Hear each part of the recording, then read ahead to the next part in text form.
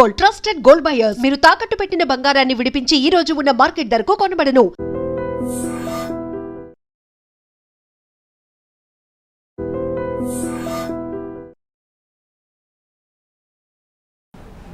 Just waiting. Waiting is over at a few hours. And what is your next one, sir, with Rajamouli garu? అంటే నేను ఇండివిజువల్గా stories రాస్తున్నాను నేనండి. Several projects I mean to. But next one with Mahesh Babu will be bigger అని announce చేశారు రాజమౌళి గారు. చేశాడండి. నా దృష్టిలో రాస్తానండి. అంతేనా సార్? వారి దగ్గర ఇది గ్యారంటీ లేదండి. ఎస్ అనే వరకు. అవునా సార్? మీరు డిసప్పాయింట్ అవ్వరా సార్ ఎప్పుడు? అంటే అబౌవ్ ఎవ్రీథింగ్ మీరు యువర్ డాడ్ అండ్ సన్, నాన్న కొడుకులు ఒకటండి. యాజ్ ముందు తండ్రిగా వాడి మంచి కథ రావాలి. వేరే చోట నుంచి నాకన్నా మంచి కథ వస్తుంది అనుకోండి, ఐ షుడ్ వెల్కమ్ ఇట్. రైటర్గానే రాయలేకపోయిన బాధ కన్నా కూడా నా కొడుకు మంచి కథ దొరికిందని ఆనందించాలి నేను. ఎప్పుడు వచ్చే డౌటే సార్, మిమ్మల్ని అడిగారు కూడా చాలామంది, విజేంద్ర ప్రసాద్ గారే ఎక్కువ సినిమాలు ఎందుకు తీయరండి డైరెక్ట్ చేయడం?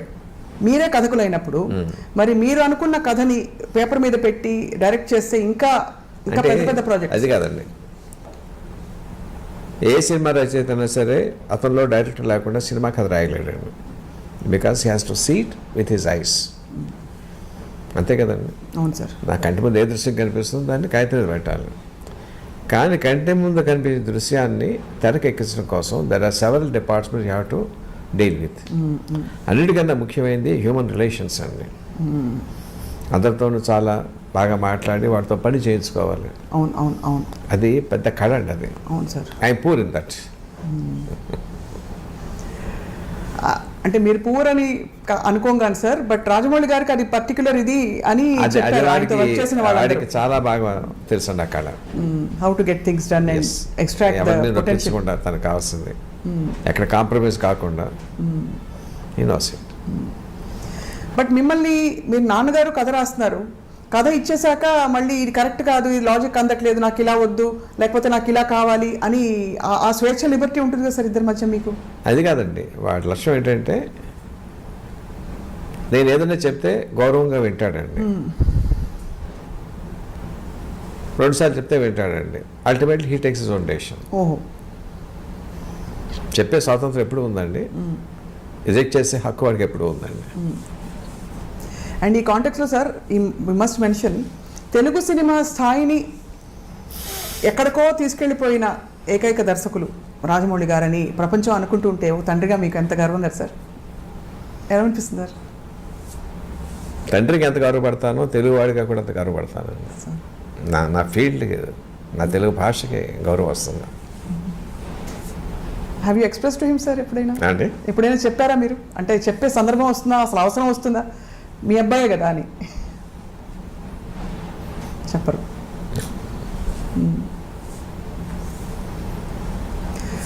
But we are all curious sir to see RRR అనే ఒక మ్యాగ్నమ్ ఓపస్. అసలు ఇట్ వోంట్ డిసప్పాయింట్ యూ, అంతవరకు చెప్తాను నేను. It won't disappoint sir. And also where does Ajay Devgan గారు కమింగ్ సార్? ఇది అడిగేయచ్చా? క్యామియో రోల్ అండి. It's cameo role, very important but cameo role. He is the one who inspires Ram Charan. We are waiting to see more Bajrangi Bhaijans. We are waiting to see more RRR, Bahubali. ఇంకా చెప్పక్కర్లేదు sir వర్షాల. మీరు మీ కథలు అలా తెర మీదకి వచ్చి it should also guide the coming generations అని మేము చాలా ఎదురు చూస్తున్నాం సార్ మీ కథల కోసం. ఇందులో ఒక పాయింట్ చెప్పడం మర్చిపోయానండి. సినిమా అంతా అయిపోయిన తర్వాత RR కోసం కంపోజ్ చేశాడు కీరవాడిని, జనని పాట అండి. ఇంటికి వచ్చేసరికి రాయమౌళి గదిలోంచి వినిపిస్తుంది. ఏంట్రా పాట అన్నాను నేను. తీసుకొచ్చి ఇలాగ ఆన్ చేశాడండి. అన్కంట్రోలబుల్గా ఏడుపు వచ్చేసింది నాకండి. అన్కంట్రోలబుల్. ఏమి సందర్భం, పెద్దన్న రికార్డింగ్ కోసం కంపోజ్ చేశాడు కూడా చెప్పలేదు నాకు వాడండి. ఏంటి పాట వినిపిస్తుంది అన్నానంటే తీసుకొచ్చి ఆ ల్యాప్టాప్ ఓపెన్ చేశాడు. I was sobbing shamelessly. నాకు తెలియదండి ఎందుకంత ఇది వచ్చిందో. అంటే ఏంటంటే అది పేట్రియాటిజం లాగా తీసుకొచ్చిందండి. I'm sure same emotion audience will feel in the theatre. That says a lot sir. మీరు అంతగా మీరు క్రియేట్ చేసిందే మీరు అంత మూవ్ అయిపోయారంటే ఐఎమ్ స్వేర్ అండి, ఇట్స్ ట్రూత్. అసలు ఎందుకు చేసాడో నాకు చెప్పలేదండి ఆయన. పాట అయిన తర్వాత చెప్పాడు, రికార్డింగ్ కోసం పెద్దని చేశాడండి. నా సినిమాలో అని కూడా నాకు తెలియదండి.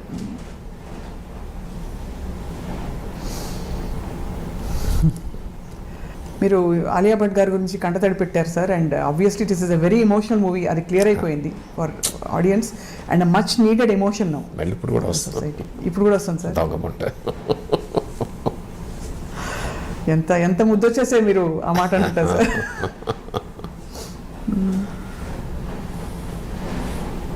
సార్ మీరు దేశభక్తులు అనగానే మీకు గుర్తొచ్చే మొదటి 2 పేర్లు ఎవరు సార్? అంటే జనరల్గా మన దేశంలో దేశభక్తులు లేక అంటే మన హిస్టారికల్ టైంలోకి వెళ్తే ఛత్రపతి శివాజీ, రాణా ప్రతాప్, మహారాజా రంజిత్ సింగ్, ఝాన్సీ లక్ష్మీబాయి, ఎవరి పేరున్నా రోమాంచితం అవుతాయండి. అవునా సార్? సార్ అసలు అలా స్పందించగలగడమే గొప్ప ఇది సార్, మీకు అదృష్టం అండి. అదృష్టం సార్. సో కీరవాణి గారి మ్యూజిక్ అయితే ఇంకా చెప్పక్కర్లేదు మనం. అల్టిమేట్ అండి, అల్టిమేట్.